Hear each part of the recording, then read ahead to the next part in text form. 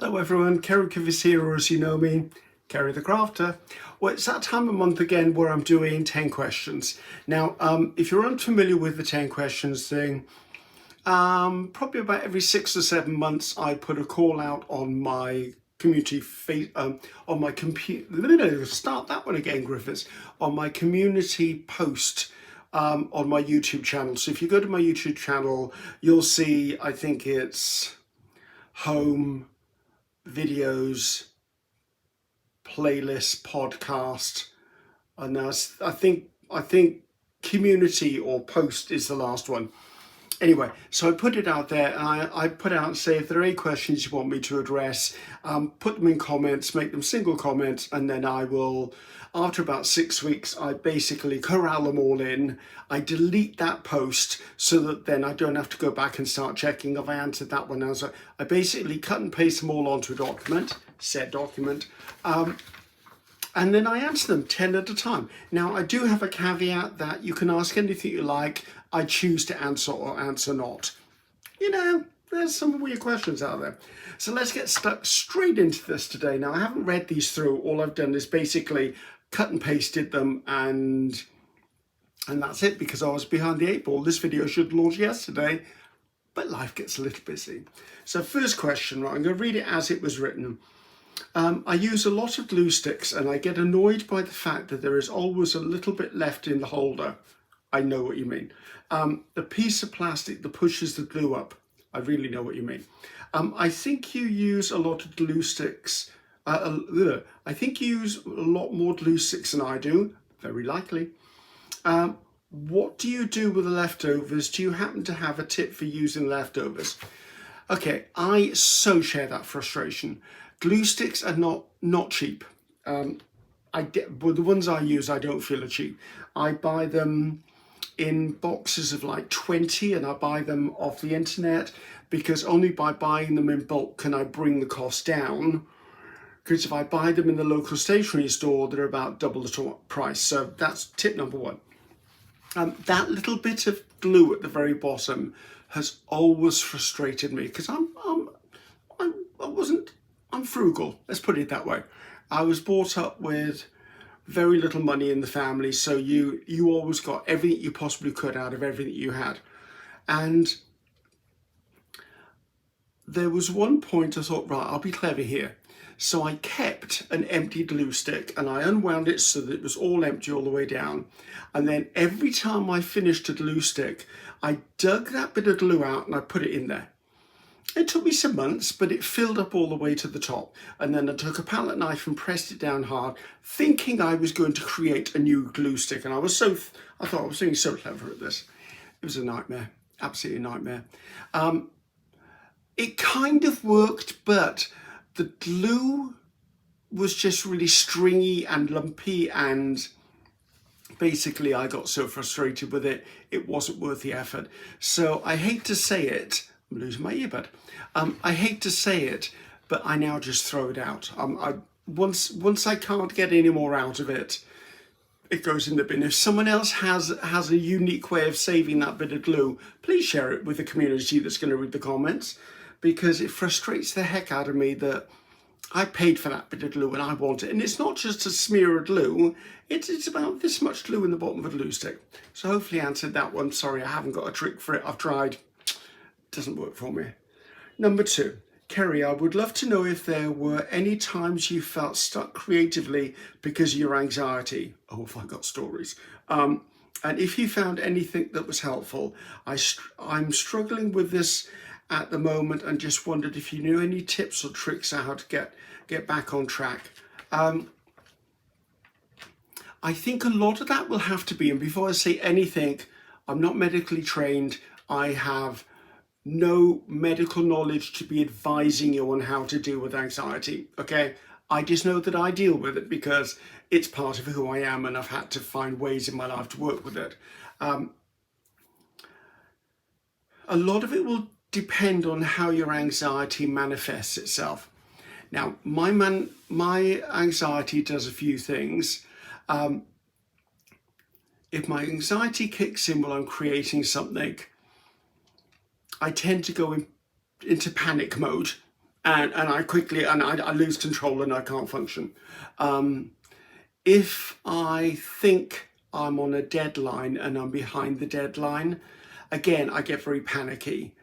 If I've got a big project going on or something that I regard as important. Now, I need to say that to me, everything is important, but say okay, this month I did a collaboration with Tracy Fox. Now, I would never want to let Tracy Fox down. She's a wonderful lady, a very creative artist, and I love you to bits, Tracy. However, I'm using this as an example. This didn't happen, by the way. Because I knew that Tracy had invited me to do the hashtag Creep on June 2025, and I did it last year, so I don't know, I was worried. And I said yes. I obviously didn't want to let Tracy down.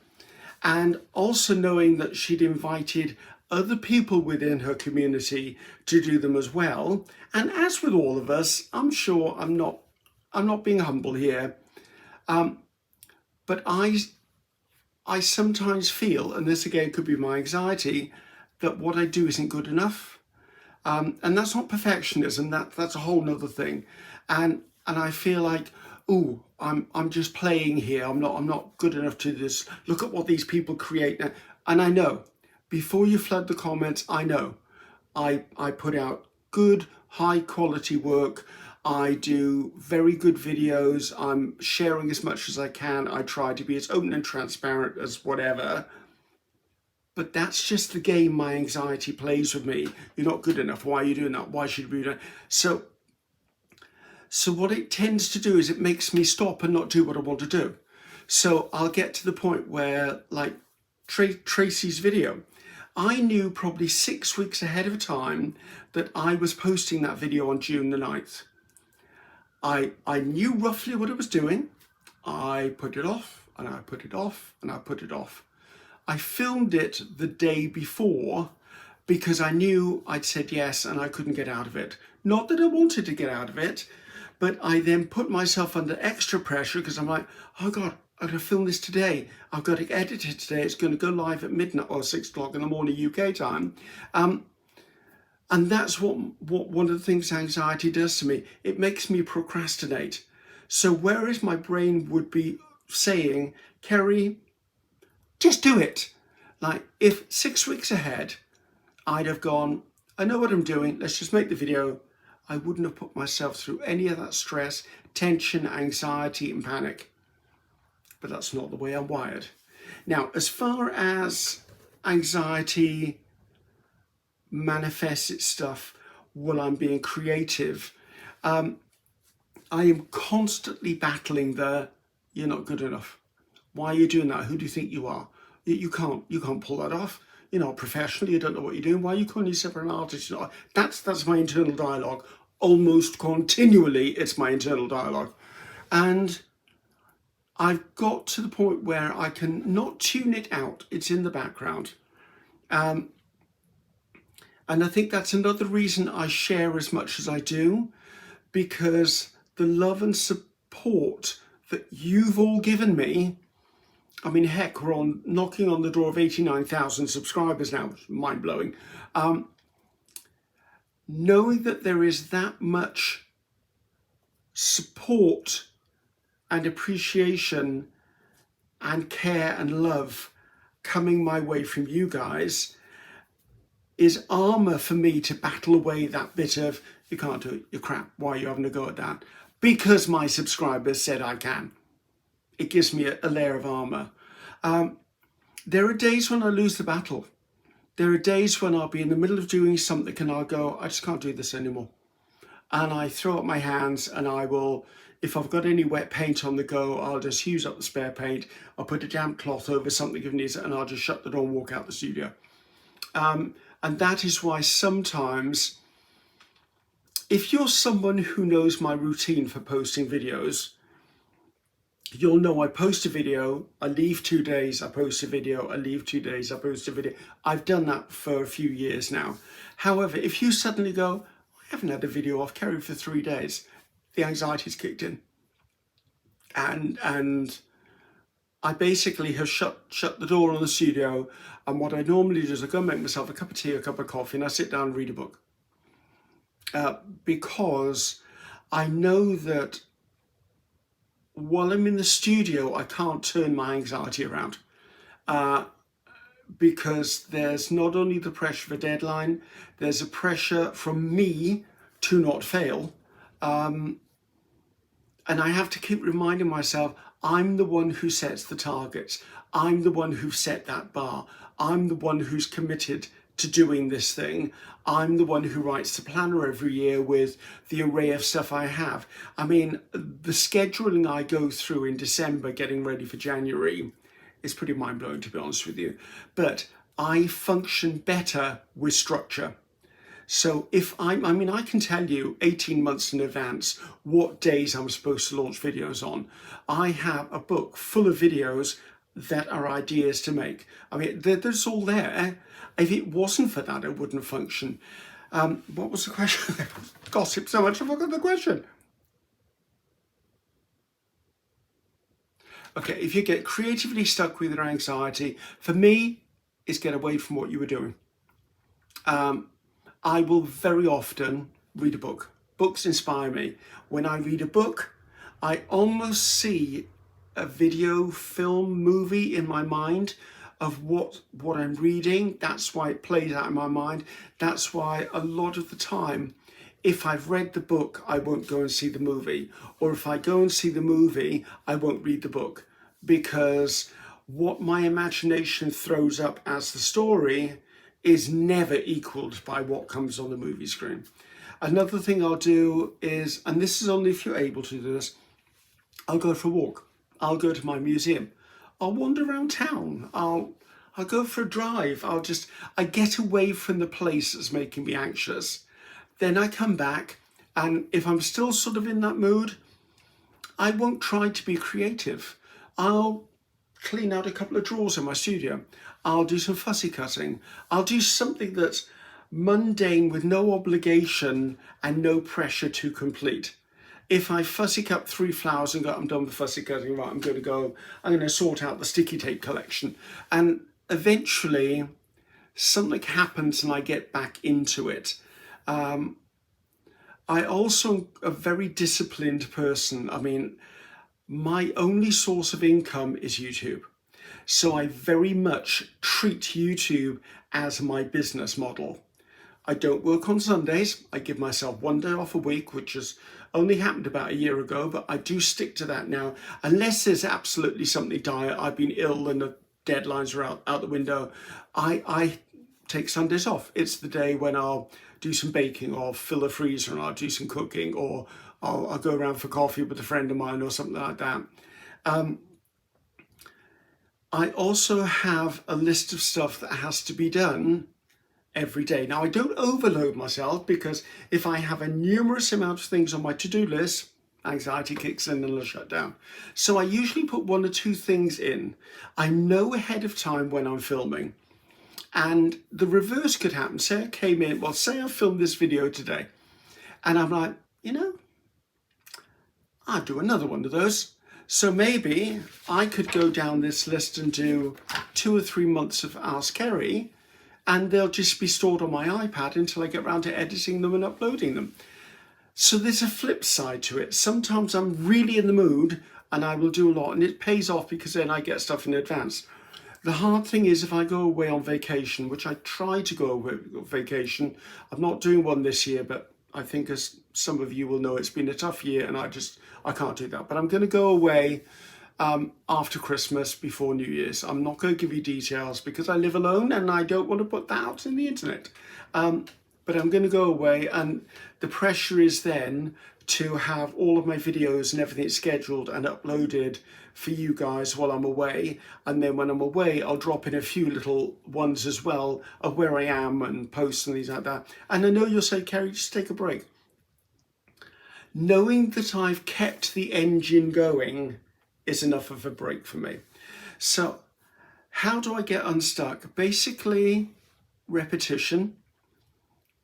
Do something that's mundane, something that has no consequence to it, or accept the fact that I'm taking the week off. I'm going to leave myself be stuck for a week and come back to it. Now, if it goes into a couple of weeks or a month, maybe binge watch loads of YouTubes, have a look at art stuff, have a look at your own art stuff. Like, have you done an art journal? Have you done glue books? Have you done collage books? What have you done already that you could pull out and take a look at? And you'd be surprised at things you go, I was never happy with that bit. Let's see if I can tweak that.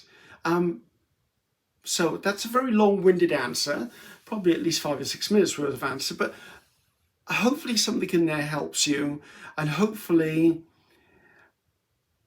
what I've said about my own version of anxiety may resonate with you a little bit, and you'll understand that it takes many different forms, but at the end of the day, you are in control. Believe me, you are in control. It may not seem it, but you can make a decision, and even if the decision is, I'm not going to create for a little while, that's still you owning the decision. It's not easy.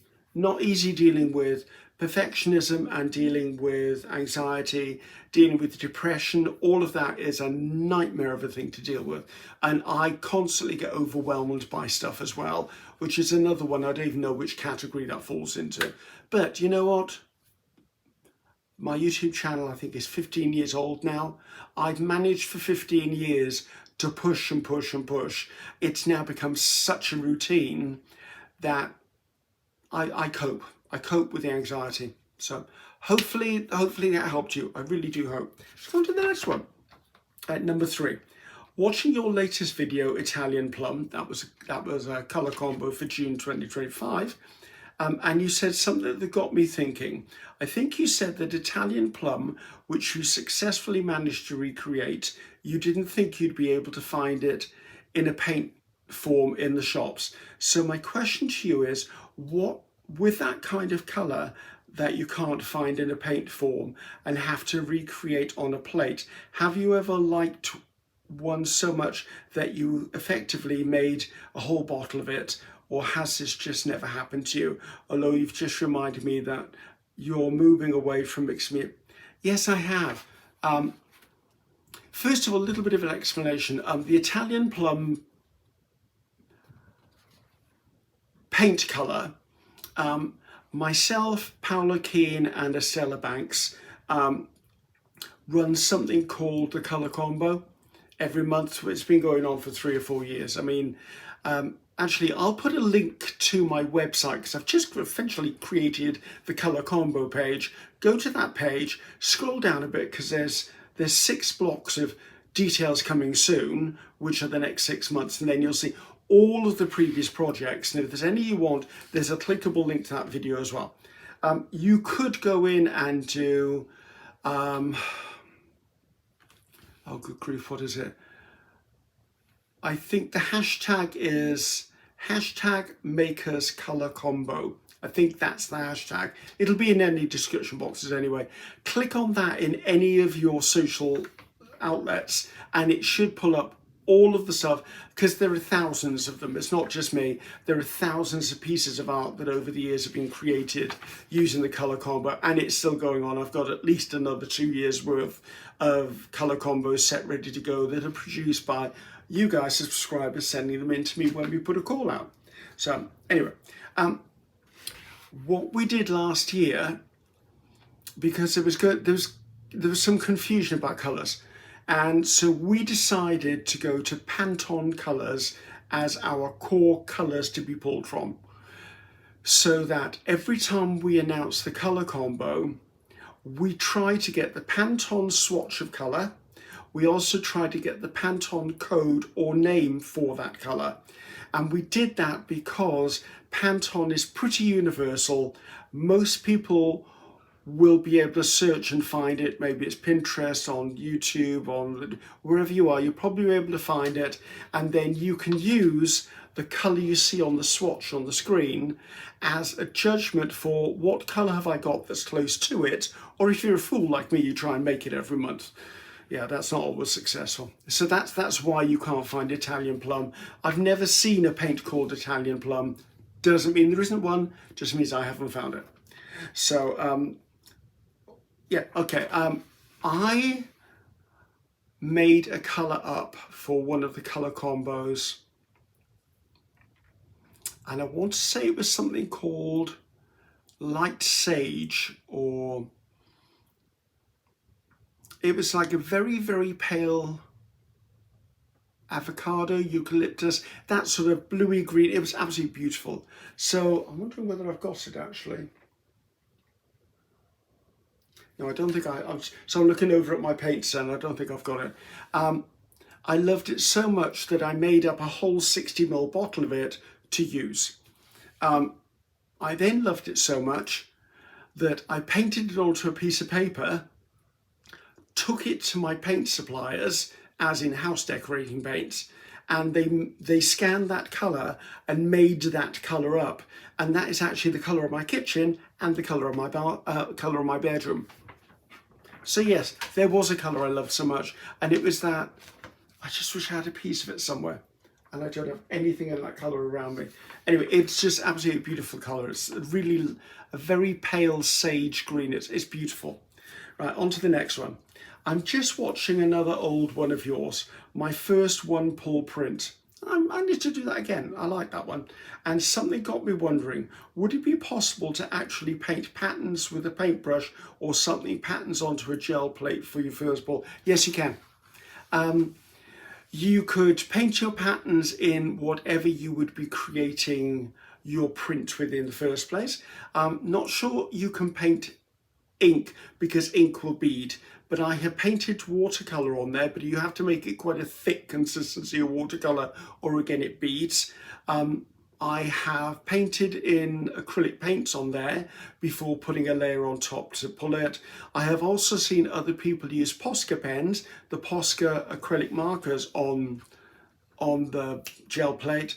I haven't used any other sort of markers on there, but I've seen those used. Actually, I think I used Posca markers as well in one of my, I did a colouring book exercise on the gel plate and pulled it.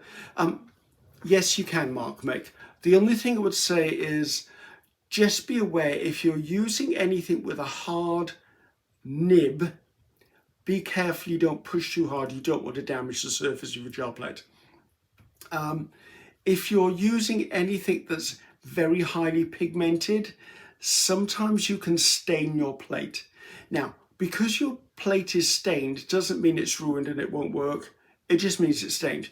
Like one of my 5x7s is almost black, but then I have no idea how many years old it is. It was the very first plate I ever had.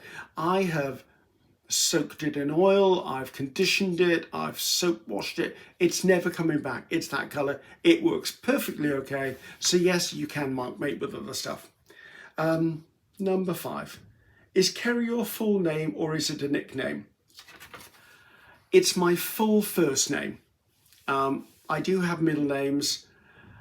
Ceri is a Welsh name, and I've been told, now I'm christened Ceri, C-E-R-I, the crafter. No, I'm not christened the crafter. But Ceri, I was christened as Ceri as my given name.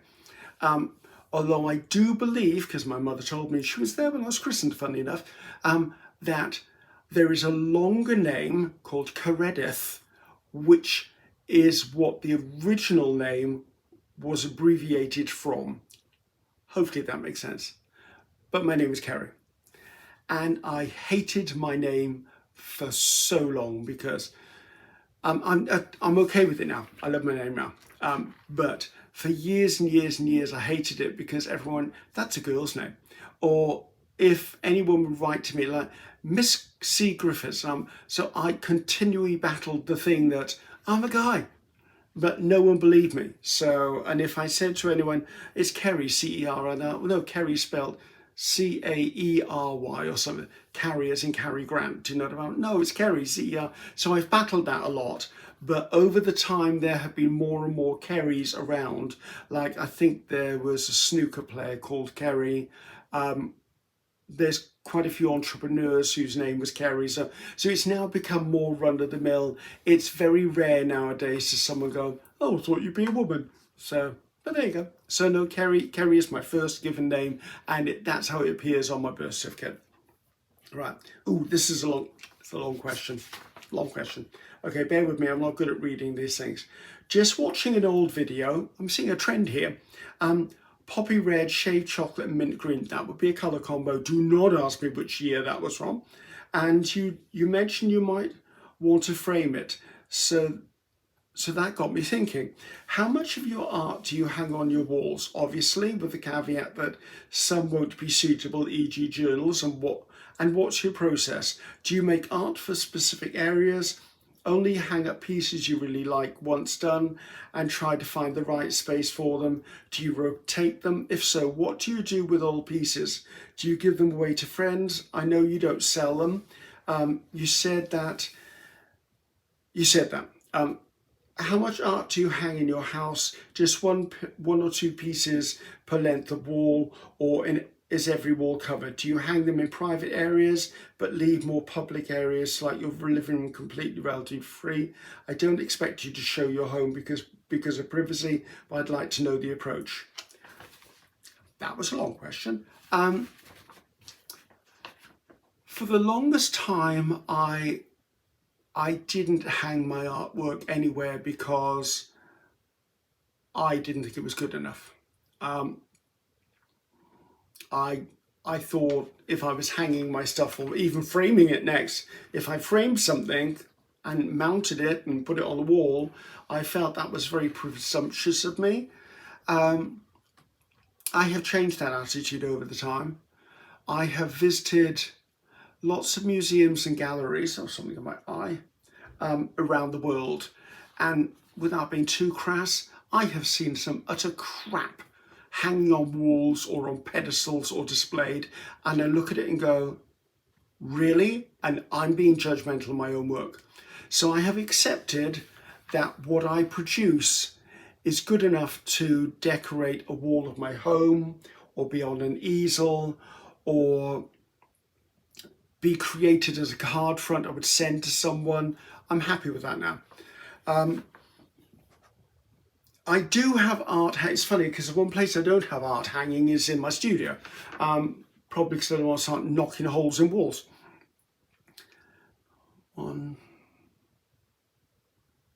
I want to say there's a piece of my artwork, at least one piece of my artwork, in every room of my house, with the exception of the bathroom and the downstairs toilet. I'm working on one for the kitchen because I've got this really ugly thing over my oven. Sort of the tiles come up so far and the cabinets come down so far, and there's a space that is just crying out for a piece of art.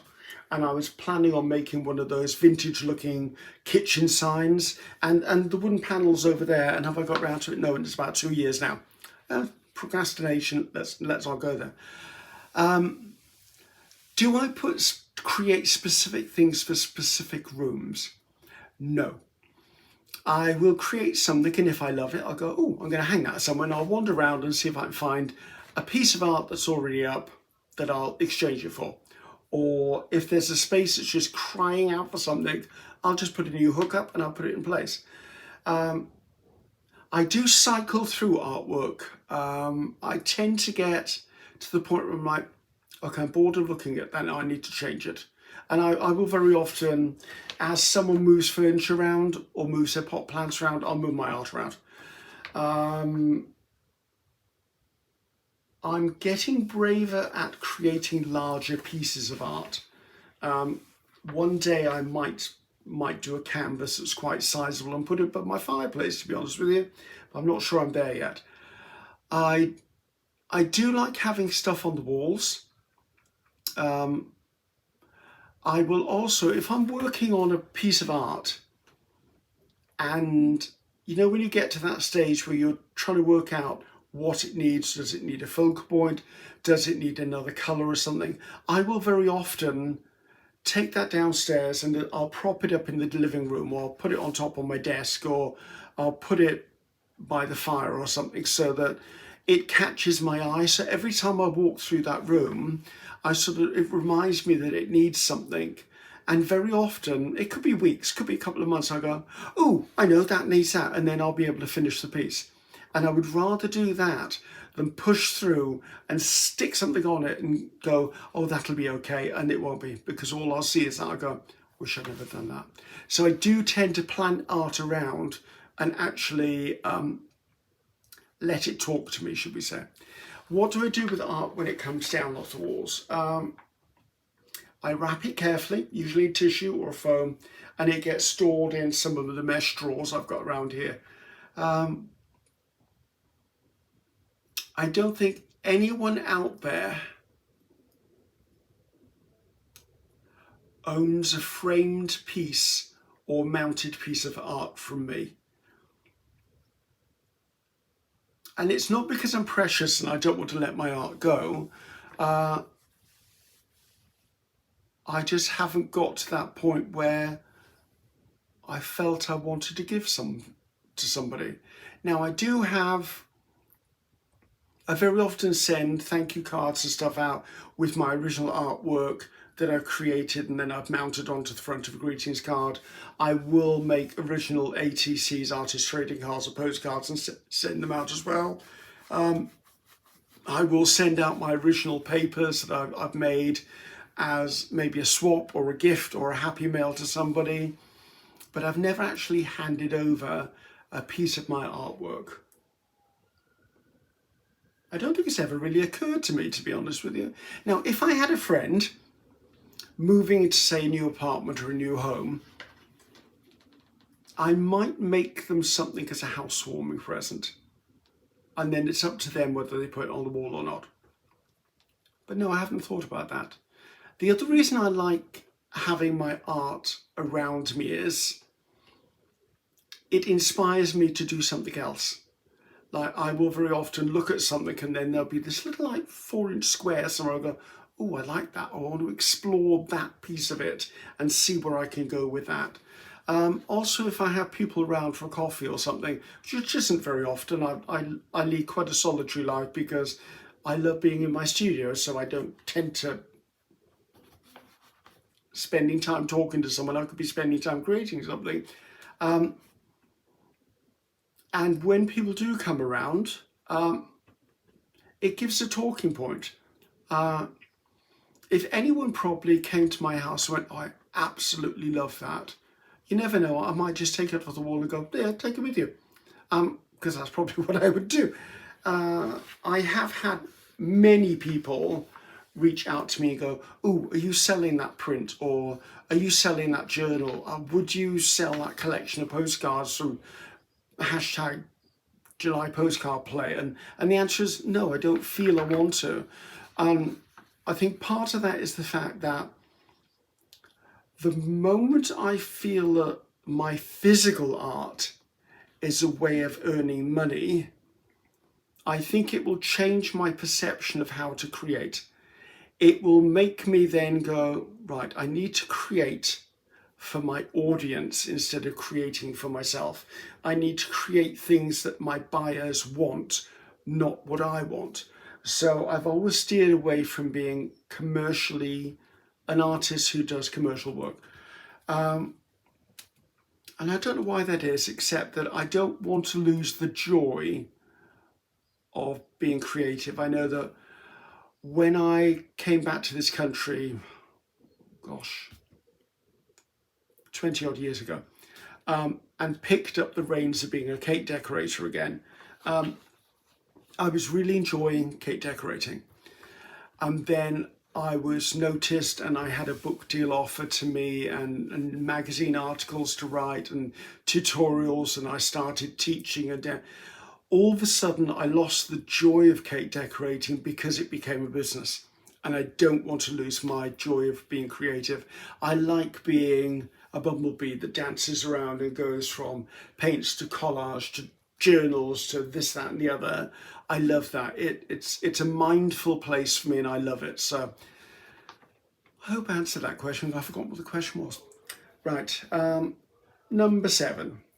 When you go in an arts and crafts store, which section do you visit the first? The reduced aisle, just like the rest of you. the only store I actually have is Hobbycraft here, and to be honest, Hobbycraft seems to be going downhill quite a bit as far as I'm concerned. I go in, I go upstairs, I go all the way to the back furthest corner because I know that's where the clearance area is, and I will rummage through the clearance area. Because that's just the way it is. Like when I go onto a website, like say I go onto Jackson's to buy paint, Jackson's art supplies in the UK. The first thing I'll do is go to their reduced or their cleared or their sale area. And I think that comes from coming from a family who never had money. I always look for the yellow tickets in the supermarket. Yellow tickets to me in my country mean they're the final reductions. I will always hit the sale racks in the clothing store. I will always go to the stationery bins that are marked down in the stationery stores. I will always go to I can absolutely guarantee it's the first place I go. And half the time I'm rewarded by finding something like, I've saved 50% on that. I'm quite happy, but I am strict with myself. I don't buy stuff just because it's on sale. I only buy stuff if it's on sale and I have a use for it, or I can make a video from it. And then I usually go around the rest of the store and spend far too much money on art supplies to start with. So there you go. Hopefully that answered that. Right, this is on. That's right. Question number 8. Hello, Ceri. Love your 10 questions video. Thank you. One that I have is this. Would you ever consider hosting a creative retreat or co-hosting one? And if so, where would your dream Welsh location be? Many thanks. Okay, when I was running my cake business, I used to run something called Dragon's Delight, which was here in Cardiff in a hotel. It was a yearly event. I had 2 or 3 tutors down there doing workshops morning and afternoon. It would be, was it 1 day or 2? I can't remember if it was a 1 or a 2 day event. That's how long ago it was. I also had traders in, so there'd be 8 or 9 trade stands around, so that, oh, my friend's dog is barking. It's a bit of a memory. Dotted around selling stuff. There'd also be a big demonstration area. I would run it. It was a bit of a headache, but I loved doing it. And my mother and my sister would come and help me run it all. And then other friends would come and do ticket collections, running raffles, doing. It was a big thing. Towards the end, it was a very big thing. And then one day I had to call time on it, because when I was looking at the figures of how much it was costing me to do it, I was lucky if I was breaking even, and I went, I am not going to do this anymore. I can't raise the cost of the ticket because the economy is depressed. I couldn't ask the artists to give their time free of charge or reduce their fees, because that's unfair to them. It was their livelihood. So basically I announced that it would be the last one, and I stopped it, which is hindsight worked quite well, because I think it was a couple of years later COVID hit, so I would have closed it anyway. Would I consider doing one?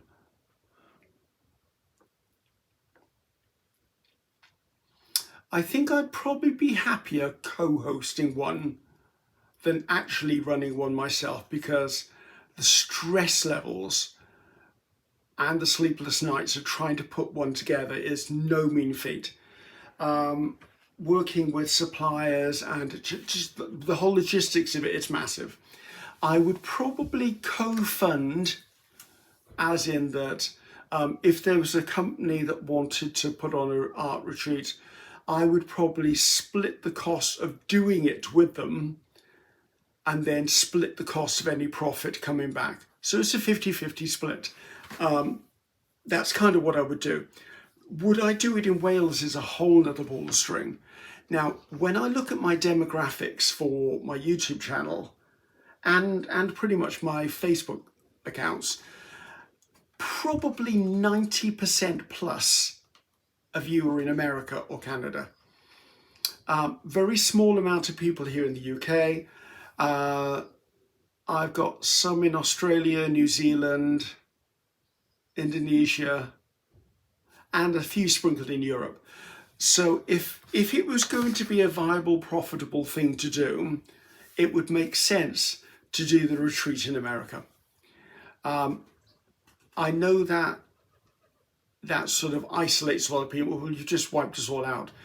But the same could be said if I ran it in Wales, then I'm wiping all of my American friends, my Canadian friends out. So I probably wouldn't run one is the thing, because I'm a bit too old to be dealing with all of that kerfuffle.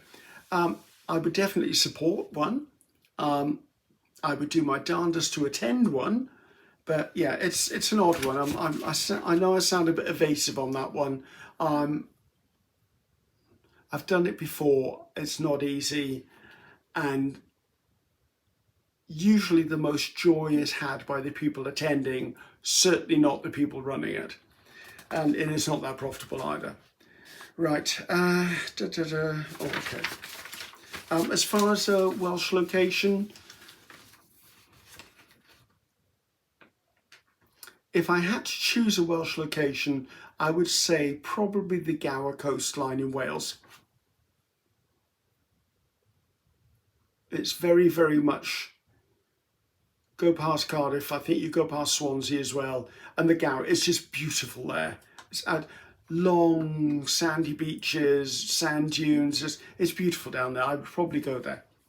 Right, last two questions. Number 9. I love watching your videos and really love your creations. Thank you, much appreciated. My question is, if you didn't have to worry about being healthy and any sort of dietary restrictions, what would your ideal fantasy, i.e., I can eat whatever I want, day look like? Ooh.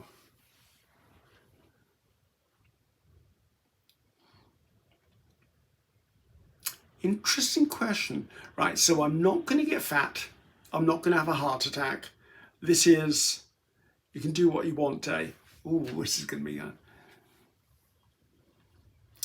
Okay, I would probably start my day with a full English breakfast. And the reason I'm a bit hesitant is because I like an American breakfast too. There are items in a full English that I don't like. Like, I wouldn't eat black pudding. Yeah, I ate it as a kid and then found out what it was, never eaten it again. If I could combine a full English breakfast with maybe a waffle or pancakes from America with fruit and that, do you see what I mean? And nice coffee, that would be breakfast. Right. Would we have a mid-morning snack? Yes, let's have a mid-morning snack. Okay, I'd probably have another cup of coffee about 11 o'clock-ish and warm chocolate brownies out of the oven with vanilla ice cream on them, which is unusual if you know me because I don't like chocolate cake, but I love fudge brownies. Chocolate fudge brownies, wonderful. Right, so going on to lunch. What would I have for lunch? Oh, I know. I would have lasagna, hot, with a really nice fresh salad, which is cold. I like hot and cold. They really appeal to me. I'm not sure, yeah, because, yes, that would work for me. That would work for me. Right, evening meal. I'm feeling fat already and I haven't eaten it yet. Evening meal, evening meal.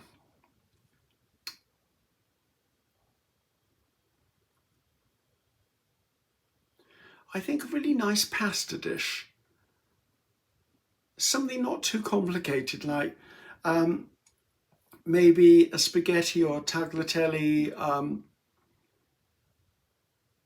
tossed in butter and fresh garlic with some herbs in it, with maybe some Parmesan cheese grated over the top. So really, I want some garlic bread. Let's have garlic bread. I like garlic bread.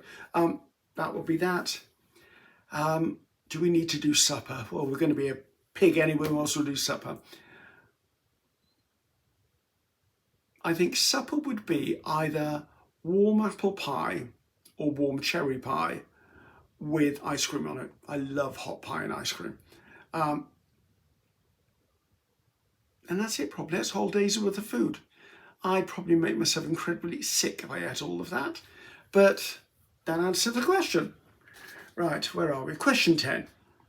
What is your favourite technique, method of working with acrylic paint? On the gel plate.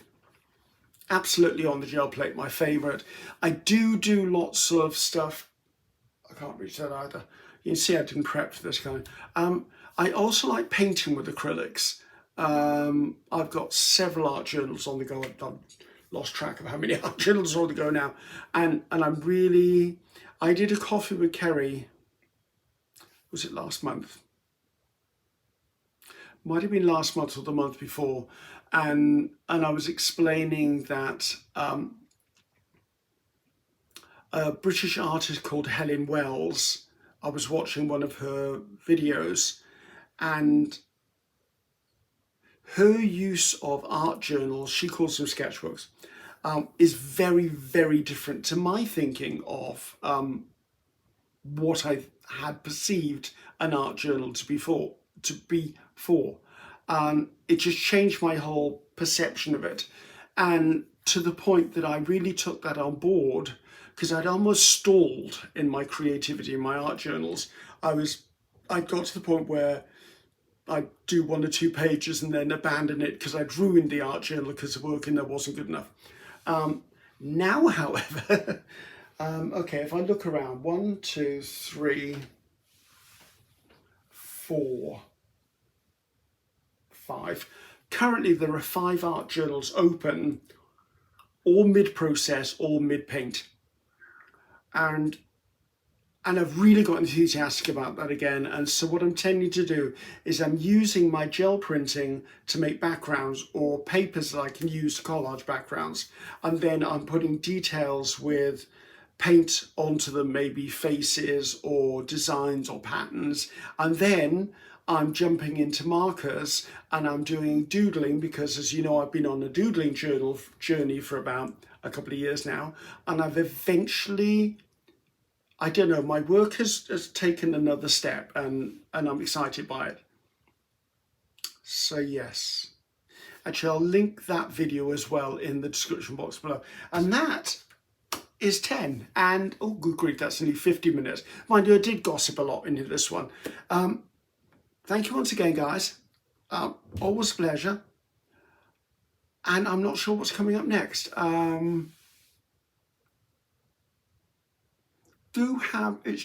month is it? June, isn't it? Is it June? It is June. I'm so bad with dates. Before the end of June, look out, because I've been doing a one-to-one challenge with another creator who's a friend of mine, and you will know the artist the moment you'll know the artist. So I would say probably within the next 10 days, I'll be launching, it'll be probably 3 videos, maybe 4 videos. I'll launch them all at the same time, so you don't have to go hunting for part 2, part 3, part 4. I don't know if it's going to do 3 parts or 4 parts, so don't hold me to that. And they will be doing the same at their end, they'll be launching, so look out for that. So thanks, guys. It's a pleasure as always. Nice to have these little chats. And I'll see you in the next video. Okay, bye now.